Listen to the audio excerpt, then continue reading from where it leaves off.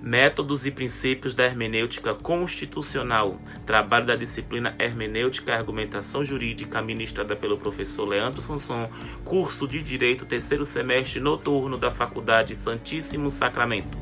Interpretar uma norma jurídica busca atribuir-lhe sentido e alcance. Segundo Carlos Maximiliano, interpretar é explicar, esclarecer, dar sentido, significado de vocábulo, atitude ou gesto. Reproduzir, por outras palavras, um pensamento exteriorizado, mostrar um sentido verdadeiro de uma expressão, extrair da frase, sentença ou norma, tudo que a mesma contém. Nesse sentido, cada método hermenêutico abrange uma série de premissas por meio das quais se busca realizar uma interpretação de forma mais efetiva. Dessa forma, a interpretação da Constituição também tem por objetivo compreensão do significado de suas normas. Método jurídico hermenêutico clássico. Esse método tem como principal defensor Ernest Freund, que adota como premissa básica a identidade ontológica entre a Constituição e as leis. As particularidades das normas constitucionais compõem apenas um elemento adicional de interpretação, sendo incapaz de afastar o emprego dos elementos clássicos da hermenêutica. Segundo Gilmar Mendes e Paulo Gustavo Gonetti Branco, a franqueza dessa metodologia estrita está em que, enquanto a norma dos demais ramos do direito ostenta habitualmente alto grau de densidade normativa, vale-se dizer que não precisa determinação do seu conteúdo. A Constituição possui disposições de conformação normativa, material, pragmática e fracionada. O método tópico-problemático, o método da tóica, foi desenvolvido por Theodor Vierger, que, diferentemente do método hermenêutico clássico, o tópico-problemático está centrado no problema e não na norma jurídica ou no sistema normativo. A técnica de interpretação sugerida por Vlegger se fundamenta em considerações pragmáticas a partir do problema a ser desenvolvido, ou seja, um intérprete verifica os diversos topoi, ou seja, diversos pontos de vista a respeito daquele problema analisado, ao fim de obter a solução normativa adequada ao caso. Enquanto os outros métodos estão adotando o modelo dedutivo, a partir de um problema em direção do problema, o pensamento tópico-problemático, ele trilha o sentido oposto, ou seja, a partícula do problema para o geral, a norma, adotando o modelo indutivo. Dessa forma, a tópica considera o problema em primazia sobre a norma. O método hermenêutico concretizador reconhece a importância do aspecto subjetivo da interpretação, ou seja, da pré-compreensão que o intérprete possui acerca dos elementos evolutivos no texto para ele ser interpretado. Ou seja, essa pré-compreensão faz com que o intérprete, na primeira leitura do texto, extraia dele um sentido, um determinado sentido do conteúdo, que deve ser comparado com aquela realidade existente. Nesse confronto, a reformulação pelo intérprete de sua própria pré-compreensão, no intuito de harmonizar os conceitos por ele preconcebidos, adequa e influencia a partir do texto constitucional, com base na observação da realidade social. Ou seja, essa pré-compreensão apresenta um movimento de ir e vir do subjetivo para o objetivo. Boa noite a todos. Temos também o método científico espiritual. Nesse método, deve levar em conta os valores subjacentes à Constituição, os valores econômicos, sociais, políticos e culturais, integrando o sentido de suas normas a partir da captação espiritual da realidade da comunidade. O que seria isso? Não é nada mediúnico. Eu tenho que analisar os valores subjacentes das sociedades espirituais, os valores da sociedade, sociológico, econômicos e políticos, para integrar o sentido da Constituição e fazer a captação de um sentido da sociedade. Temos também o método normativo estruturante. Esse método, ele reconhece a inexistência de identidade entre a norma jurídica e o texto normativo. Isso porque o teor literal da norma deve ser interpretado à luz da concretização da norma da realidade. Assim, segundo Frederick Miller, o intérprete constitucional não pode segregar o programa normativo inserido nas constituições da realidade social que o envolve. O programa normativo é aquilo que a Constituição estabeleceu como programa maior. Domínio normativo é a realidade constitucional.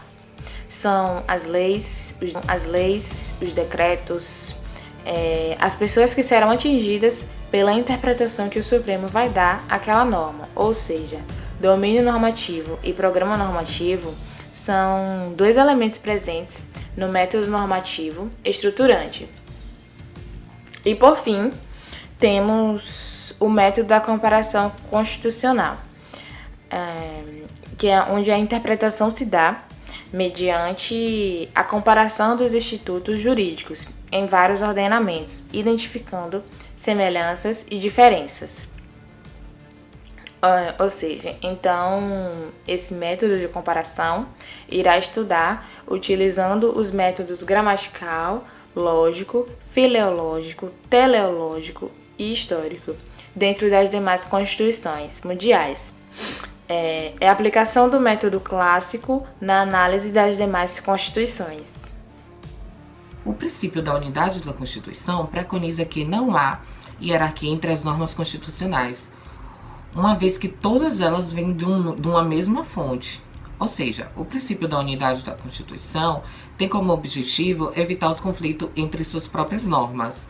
Entende-se que a Constituição deve ser interpretada sendo ela um sistema unitário de normas, ou seja, de regras e princípios, sem que haja qualquer superioridade entre elas. Esse princípio determina que as normas constitucionais sejam consideradas como integrantes de um único e harmônico sistema. Ou seja, esse princípio ele tem como objetivo evitar contradições e conflito entre as normas. O princípio do efeito integrador é originário do princípio da unidade da Constituição.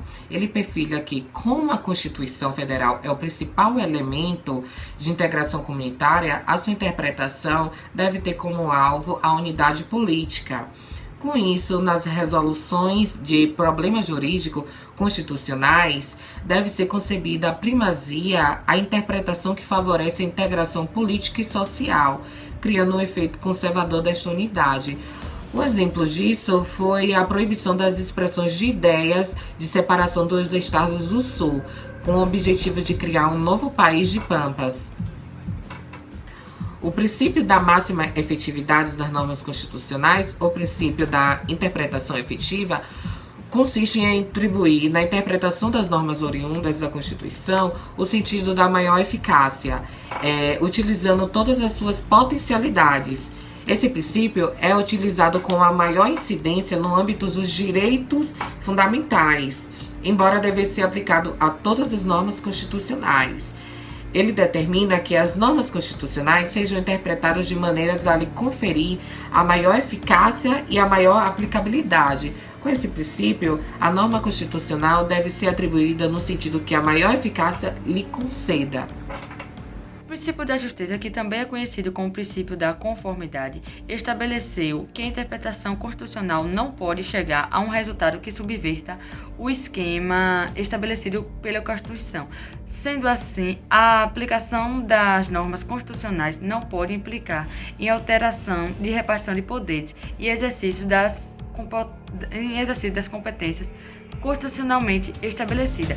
Portanto, temos que respeitar a regra de separação de poderes, com foco à preservação do Estado. Cada poder deve agir sob a função que lhe foi atribuída, sendo assim a conformidade funcional e prevalecendo a justeza da interpretação da estrutura funcional da Constituição.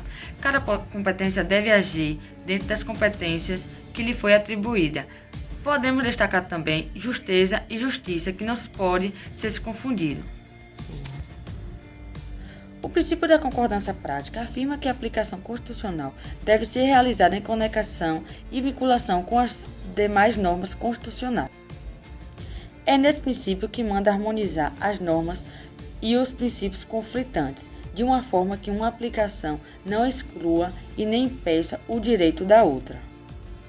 É nele também que exige que os bens constitucionalmente protegidos sejam normalmente aceitos, não tendo desvantagem de um com o outro. Portanto, o princípio da concordância prática afirma que a aplicação deve ser realizada em harmonia com as demais.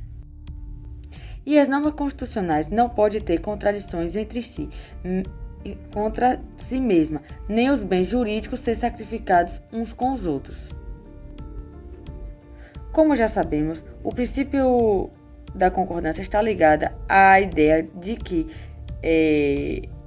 não há direito absoluto e que sempre há uma brecha, pois todos encontramos limites dentro da Constituição. Encontramos limites e interesses coletivos que são válidos dentro da Constituição. Lembrando que o meu direito termina quando o seu começa. Porém, se nenhum direito é absoluto, sempre há uma ponderação que será vinculada e achada na Constituição. Sendo assim, no caso, a concordância prática. Vamos falar nessa noite sobre alguns princípios constitucionais. O princípio constitucional da força normativa da Constituição, o princípio da razoabilidade e proporcionalidade e o princípio da interpretação da norma constitucional. O primeiro princípio da força normativa refere-se à efetividade plena das normas contidas na Constituição. Um tema defendido por Conrad Hesse e que diz que toda norma Constituição tem que ser revestida por um mínimo de eficácia, senão ela se torna uma lei morta em papel. O segundo princípio trata-se da interpretação conforme a Constituição. É um método hermenêutico e de controle de constitucionalidade que tem por fim garantir a compatibilidade na norma ao ordenamento constitucional. Ela deve ser utilizada sempre para dar à lei um sentido adequado ao da Constituição Federal. E o terceiro princípio é o princípio da proporcionalidade e razoabilidade, que são princípios que não estão expressos, não são escritos na Constituição, mas cuja a observância pertence à natureza da essência do Estado de Direito. Portanto, são um direito positivo no nosso ordenamento constitucional.